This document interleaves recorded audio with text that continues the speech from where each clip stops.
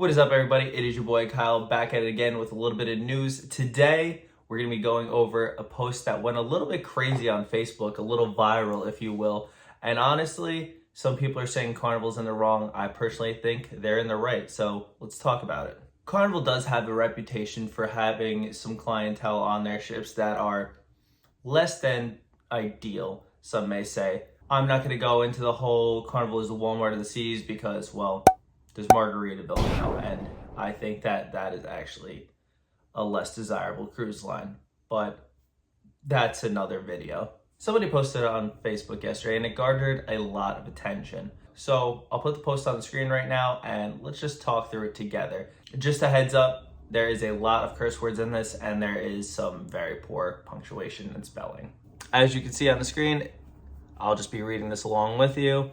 It says, "They ain't gotta worry about me on no more cruises. I've seen at least 23 people get popped on that boat, and some was left in the Bahamas. I'm good, love.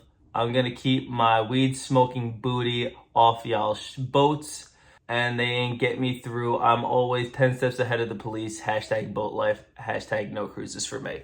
Well, first of all, it is ship life, not the YouTube channel, or cruise life, boat life. Even though we are the boat breakers, it's called a ship. When it comes to smoking on board, it is a hazard.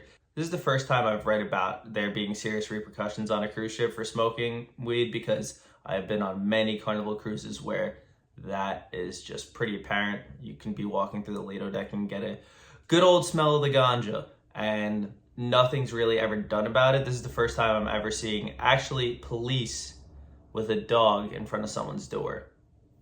Smoking on a cruise ship is a pretty big problem because one of the worst threats to a cruise ship is fire. And if you throw something over the side of the ship that's half lit and it goes back into someone's balcony and catches fire for one of the clothes drying, it could end very badly. So Carnival does their best to limit the places where you could smoke, let alone where you could smoke an illegal substance. And I do get that weed is legal in some states, but unfortunately for those people who really do like to indulge in that, it is still illegal.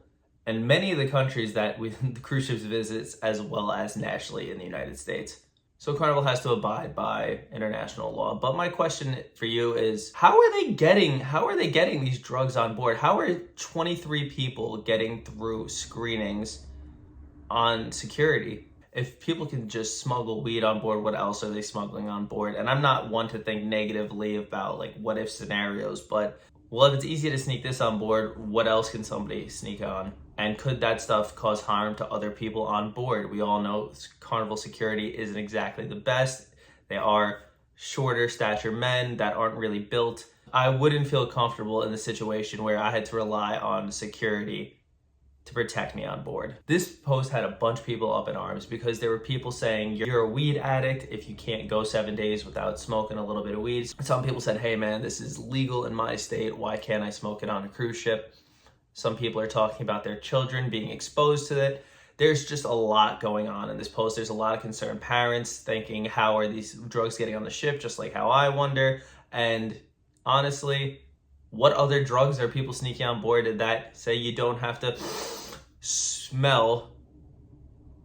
Well, you smell it up your nose. But people are wondering, is this the beginning? Are there other harder drugs being snuck on board? And then what if maybe your teenager gets offered this? There's just a really bad scenario when drugs are on board a cruise ship because it's supposed to be a very safe, confined environment. And if that gets breached, well, you could have some serious problems. Let me know your thoughts on this below, because I do know Carnival said they're going to be cracking down on a lot of things this year to become more family friendly, as if they weren't already. But do you think that they should be throwing people in the brig and kicking people off ships for smoking weed? I personally think it's not a bad idea. It's a good way to deter some people. But let me know what you would do if you were Carnival's CEO and you had to make a policy against this. Very curious. Thank you guys so much for watching. It's been a pleasure. Have a great weekend, and we will see you on Sunday. Peace.